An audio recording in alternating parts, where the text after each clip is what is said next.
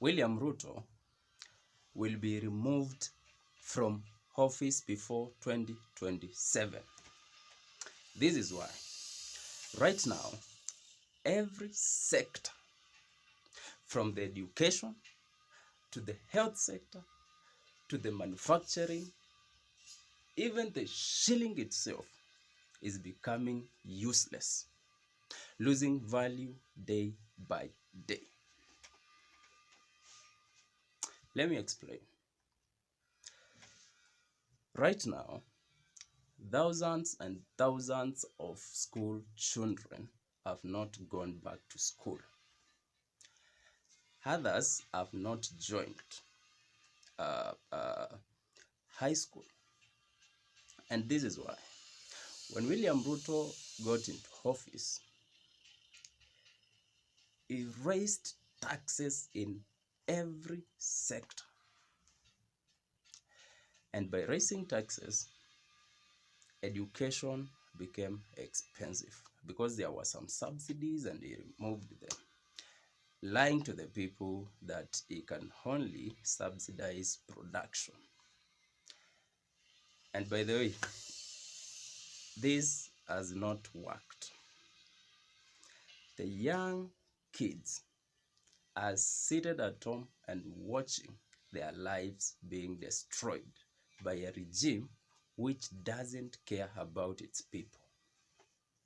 What these people care about is their stomachs and their pockets. And that is why they will be chased out of this country in the next few years, if not months. Right now, so many school-going children are dropping out of school because of poverty. Their parents cannot afford to pay school fees. Why? Because the government has failed to provide employment opportunities to these parents.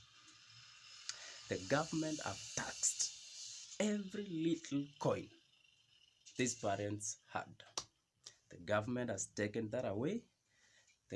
And by raising taxes, so many companies have laid off their workers. What does that mean? So many people have gone back home to stay with their children, looking at each other, not knowing what tomorrow brings. And this is why soon, very soon, these people will get tired and they will mobilize and they will march to State House and remove the oppressor. People are dying in their hospital beds because they cannot be attended to without money. Others are dying at their homes because they cannot even afford a motorbike to take them to the hospital. Others cannot even afford painkillers. A painkiller, someone to take a painkiller as they wait to see the doctor. That is how the situation is. Let nobody lie to you. This government is engaged in propaganda and lying to the people that the economy has stabilized. You will agree with me. The economy is crumbling. The shilling is losing its value because of these clueless people running this country. They do not understand what to do. They do not understand how to do what and how they can change this country. These people lied. They had a plan. 1 year, several months later, they do not have a plan. When William Ruto removed subsidies, fuel and so many other products, he lied to us that he is doing this so that he won't rely on borrowing. What happened? William Ruto continued borrowing. Until now, he has borrowed more than 2.6 trillion Kenya shillings with no project to show for it. Raised taxes, borrowed so much, yet he doesn't have anything to show for it. And you are there, seated down, lying to yourself that you should give William Ruto some time. For now, everyone should understand William Ruto doesn't know how to run anything, leave alone a country. The guy has failed and the guy should be removed. And by the way, removing William Ruto from office doesn't even need the 50 million of us. Few thousands of people in the streets and he is gone. And you have nothing to lose.